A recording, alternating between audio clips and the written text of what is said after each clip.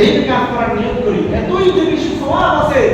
আল্লাহ রাসূল সাল্লাল্লাহু আলাইহি ওয়াসাল্লাম বলেন, ইতিকাফ করলে যত সওয়াব পাওয়া যায়, মানুষ যদি জানতো, এগুলো যদি চোখে দেখতো, এলাকার সমস্ত মানুষগুলো কাটতে বসতে নিয়ে মসজিদে এসে বসতো। সুবহানাল্লাহ। মানুষ তো আর দেখে না, এজন্য এর গুরুত্ব কমে গিয়েছে। এজন্য মুসলমান ইমানদার দুনিয়ার বুকে যত আমল করব, কেবলমাত্র আল্লাহকে রাজি খুশি করার জন্য করব। দুনিয়ার মানুষ আমাকে দানবীর বলো, এজন্য আমি দান করব না। দুনিয়ার মানুষ আমাকে হাজী বলো, এজন্য আমি হজ করব না। দুনিয়ার মানুষ আমাকে মুফতি মুহাদ্দিস বলো, এজন্য আমি পড়ালেখা করব না। দুনিয়ার বুকে আল্লাহ পাক রব্বুল আলামিন আমাকে যে নিয়ামত দিয়েছেন, এই নিয়ামতগুলো খেয়ে আল্লাহ পাকের রাজাতুল্লাহ পাওয়ার জন্য আমল করব। সুবহানাল্লাহ। এই রমাদান মাসে আমরা যাকাত দিই বেশি বেশি। কিয়ামতের ময়দানে কঠিন মুহূর্তের সময় সামাআতু ইয়াযিল্লুহুমুল্লাহু তাআলা ফি যিল্লিহি ইয়াওমা লা যিল্লা ইল্লা যিল্লুহু, যে আল্লাহ পাকের আরশের ছায়া ছাড়া দুনিয়ার তখন আর কোনো ছায়া থাকবে না। এরকম সূর্যের তাপ, মানুষ তামার ভিতরে দাঁড়িয়ে থাকতে নিজের গামের ভিতরে নিজেই সংগ্রামে, এমন মুহূর্তের সময় আল্লাহ পাক ৭ প্রকার মানুষকে আরশের নিচে ছায়া দান করবেন। তার ভিতরে ৬ নম্বর মানুষ হচ্ছে তারা ওয়ারজুলুন তাসাদ্দাকা বিসাদাকাতিন ফাআফাহা হাত্তা লা তা'লামা শিমালুহু মা তানফিকু ইয়ামিনুহু। ওই ব্যক্তি, যে ব্যক্তি আল্লাহর রাস্তায় সদকা করেছে, তার ডান হাতে তার বাম হাত পর্যন্ত কবর হয়ে গেছে। সুবহানাল্লাহ।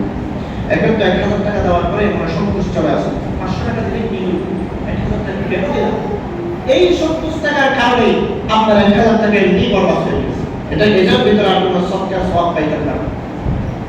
মসজিদে দান করলাম, ইফতারি খাওয়াইলাম, বিশাল ব্যানার টাঙিয়ে দিলাম, ব্যানারের ভিতরে নাম লিখে দিলাম, অমুক হাজির পক্ষ থেকে আসতে দিলাম, কোনো সওয়াব আছে? খোদার কসম, আল্লাহর কসম করে বলতে পারি, এই নাম বিক্রির ভিতরে কোনো সওয়াব নেই। সওয়াব হবে গোপনে, যাকাত হবে গোপনে, সদকা হবে গোপনে, আল্লাহর সাথে কথা হবে আপনার, দুনিয়ার কারোর সাথে কোনো রকম আপোষ থাকবে না। আপনি মনে মনে বলবেন, আল্লাহ আমি ১ টাকা দিচ্ছি আপনার রাজি, আপনার রেজামত পাওয়ার জন্য, কিয়ামতের ময়দানে নাজাত পাওয়ার জন্য। এখানে বিনা নাজিলের কোনো দরকার নেই।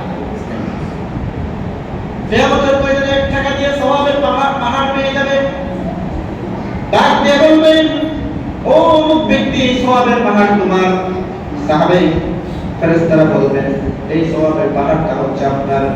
মানুষ যখন বলবে, আমি এত সওয়াব অর্জন করি নাই, যেহেতু বিশাল সওয়াবের পাহাড় হয়ে যাবে।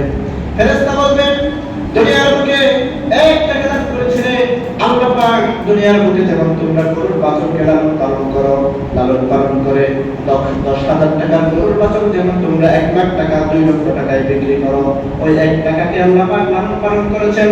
লালন পালন করতে করতে কিয়ামত পর্যন্ত আল্লাহ পাক লালন পালন করে আজকে ১ টাকার সওয়াব একটা পাহাড়ে পরিণত হয়ে গিয়েছে। সুবহানাল্লাহ। ওই মানুষটা আফসোস করে বলবে, ১ টাকা দেওয়ার কারণে, দুনিয়ার বুকে যদি ১ টাকা দেওয়ার কারণে এত সওয়াবের পাহাড় হয়, আল্লাহ পাক রব্বুল আলামিন যদি আমার জন্য এত বিশাল সওয়াব রেখে দেন, তাহলে ২টা টাকা আমি কেন দিলাম না? ৩টা টাকা কেন আমি দিলাম না? ৪ টাকা আমি কেন দিলাম না? আল্লাহর কাছে বান্দা বলবে, আল্লাহ আমাকে ১টা ঘন্টার জন্য, 2টা ঘন্টার জন্য, 3টা ঘন্টার জন্য আমাকে দুনিয়ার বুকে পাঠান। দুনিয়ার বুকে আমার যত দৌলত আছে, যত টাকা পয়সা আছে, যত দামি দামি গাড়ি আছে, বাড়ি আছে, আমি সব কিছু ১ মিনিটের ভিতরে আপনার রাস্তায় দান করে আবার আখিরাতে আসতে চাই। সুবহানাল্লাহ। মানে অস্থির হয়ে যাবে, এই তো দৌলত কি করব? শুধু খাইলাম, ঘুমাইলাম, আমার দামি দামি গাড়িতে চলে চলে একাই আসতে শেষ করে দিলাম।